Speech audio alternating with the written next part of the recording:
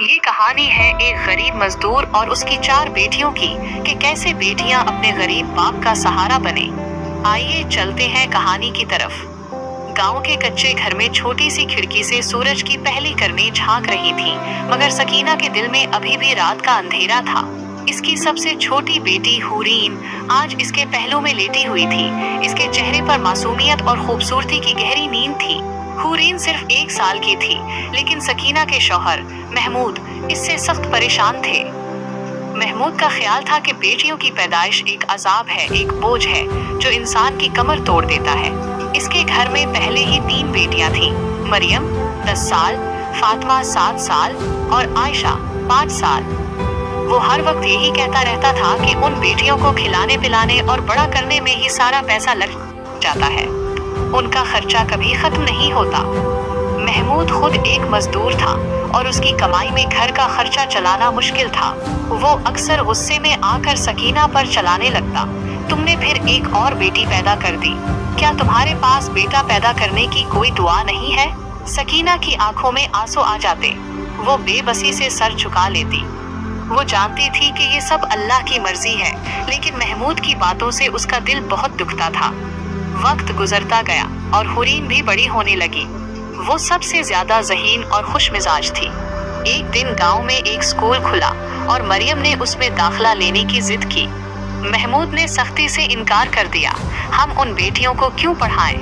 आखिरकार उन्हें दूसरों के घर जाना है, इन पर पैसा खर्च करना बेवकूफ़ी है। लेकिन मरियम ने हिम्मत न हारी।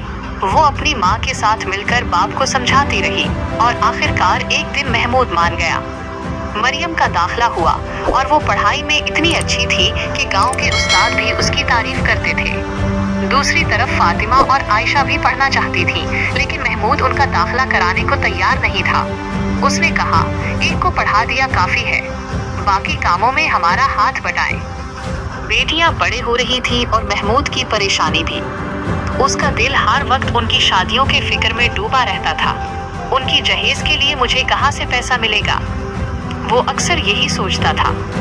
एक दिन मरियम ने एक इम्तिहान में पहली पोजीशन हासिल की और उसे इनाम के तौर पर एक बड़ी रकम मिली। वो रकम उसने अपने बाप के हाथ में रखी और कहा, अब्बू ये आपकी परेशानी दूर कर देगी।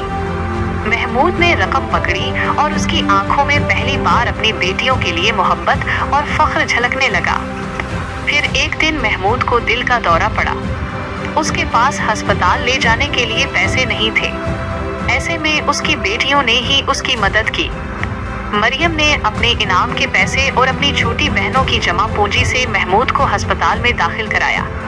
फातिमा और आयशा ने उसकी देखभाल की और हुरीन की छोटी सी मोहब्बत ने महमूद को ज़हनी सुकून दिया। अस्पताल में लेटे हुए महमूद की आंखों में आंसू आ गए जब उसने सोचा कि वो कितना गलत था। उसने अपनी बेटियों को बोझ समझा था, लेकिन आज यही बोझ इसका सहारा बना हुआ था। जब वो ठीक हुआ तो उसने अपनी बेटियों को गले लगाकर कहा, मैं कितना बेवकूफ़ था जो तुम्हें बोझ समझता रहा। तुम मेरी जिंदगी का सबसे बड़ा सरमाया हो। उस दिन के बाद महमूद ने कभी अपनी बेटियों को बोझ नहीं समझा, बल्कि उनको अपनी जिंदगी का सबसे कीमती तोहफा समझा। उसने मरियम को आगे पढ़ने की मुकम्मल इजाज़त दी और फातिमा, आयशा और हुरीन का भी स्कूल में दाखिला करवा दिया। इस कहानी से ये सबक मिलता है कि बेटियां बोझ नहीं बल्कि रहमत है, और जब उनको मौका दिया जाए तो वो किसी भी बेटे से कम नहीं होती। वो हर मुश्किल में अपने माँ बाप का सहारा बन सकती हैं। अगर आपको मेरी ये वीडियो पसंद आए तो प्लीज़ लाइक और शेयर करें और चैनल को भी सब्सक्राइब करें। अल्लाह आप सबका हामी और नासिर हो।